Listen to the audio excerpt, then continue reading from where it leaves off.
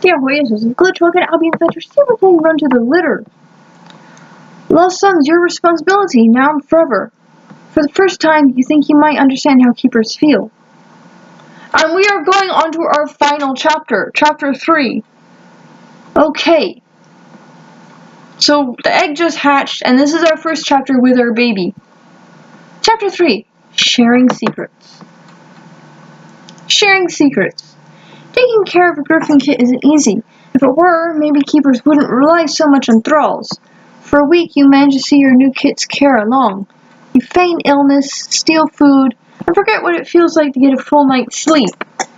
I don't know anyway. Lostsong is growing with shocking speed of all kits.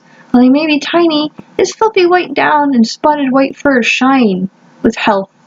You're sure he'll catch up with his peers. Unfortunately, such rapid growth requires an ever-increasing supply of food. You've barely finished feeding him the latest pilfered scraps when he starts crying for more. If you want to keep Lostsong healthy, you need help. I'll ask Lenny for help. He'll do anything for a fellow thrall, and he can keep a secret. Besides, I need someone on my side. I'll ask the senior for help. She knows everyone and no one questions her. Besides, I'd like some company. There's a fledgling Avro who's up for anything he finds amusing. He's bound to enjoy the secret of a low griffin kit. I'll ask Nereus for help. She may be arrogant, but she'll do anything for a kit. Besides, she knows griffin care better than anyone. Oh! Now, I don't want to go with Avro, because I don't even know who he is. But Eleni is a thrall like me. Tasir's a thrall like me. And she seems really nice. Eleni, he kinda owes me for standing up with him. And Nereus, she's cool, but she will do anything for Griffin. I'm gonna go with, oh, should I go with someone who can also share the work with me? I think I need to go with another fledgling because she has the respect, and she can maybe help me get stuff that another thrall couldn't. I want this baby to stay healthy. You scratch the lost string under the chin and head out to find Nereus. The keepers are at supper at this time of day. The fledglings will be in the lower hall and enjoying a spread that thralls could only dream of. You stop by the kitchen to pick up a jug of fresh melon juice, then head to the lower hall. You spot Nereus in the corner hall, alone. Colaton sits behind her, looking patient and serene. In half full of noise and laughter, you're an island of silence. You approach and refill her cup. Can we talk? You ask. We appear to be talking already, she replies, but without any hint of anger. It's important, but we can't discuss it here. There's something I need to show you. She considers you for a moment, then looks down at her meal. I'm not sure if I have anything to discuss with a thrall. You're gonna have to convince her to go with you. You're gonna have to have a good reason. Rely on a relationship. I emphasize the loyalty to the keepers. Tell her there's something to study. It won't be easy. Nereus will want specifics. It'll impress her if it works.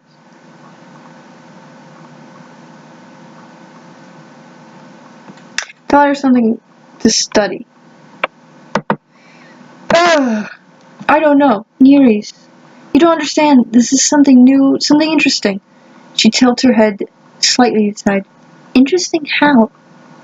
Griffin development and behavior. Maybe some insight into drop feather as well. She's quiet. It's quite a claim. I doubt you'll be able to make any good on it. And then she stands.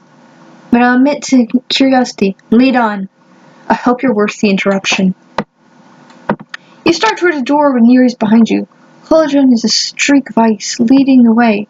It's like he knows where you're going, just as well as you do. It's not far, you say.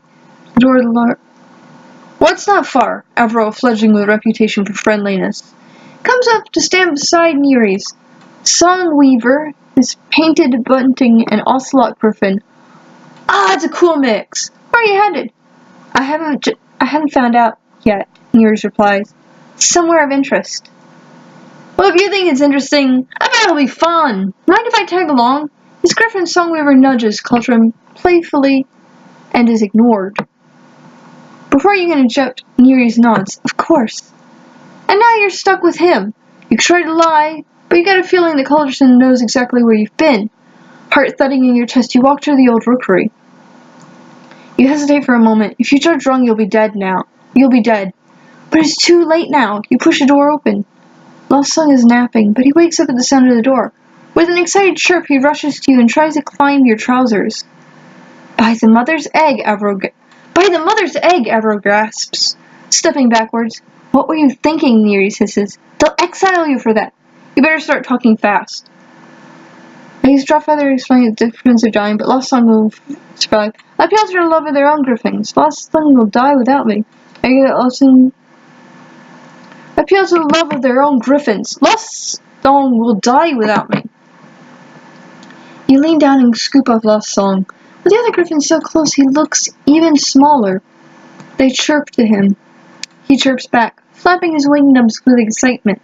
Lostsong's a runt, you say. I can see that. That'll make things worse. We don't need runts in the bloodline. I saw his mother reject him. If I hadn't done something, he would have died. You scratch under his chin. You see Avro stroke Songweaver, while Nereus and Cultron exchange a glance. It's not the same, Avro says gently. The law would kill him, Nereus says flatly. And I can't let that happen. Look, says Avro. We won't say anything, but he looks at Nereus for confirmation. We can help, she says, answering his unspoken question. She brushes her fingers over Lostsong's head and scratches him behind the wing nubs.